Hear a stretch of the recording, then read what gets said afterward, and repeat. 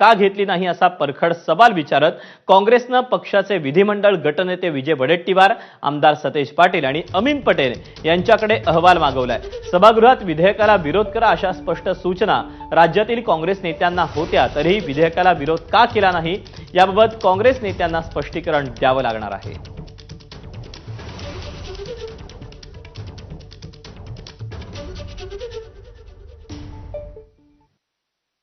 मला हायकमांडची अजिबात कुठलीही नोटीस आलेली नाही।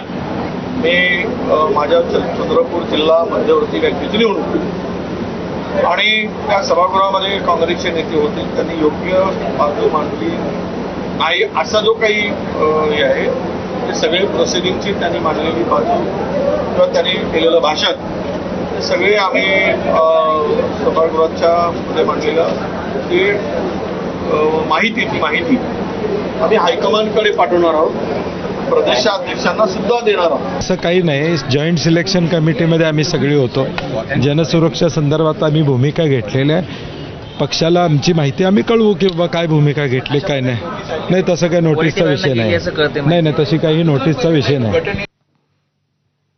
आणि या बातम्यांसोबतच महाराष्ट्र देशामध्ये वेळ झाली छोट्याशा ब्रेकची। अपडेट घेऊन लगेच परत येतोय। पाहत रहा एबीपी।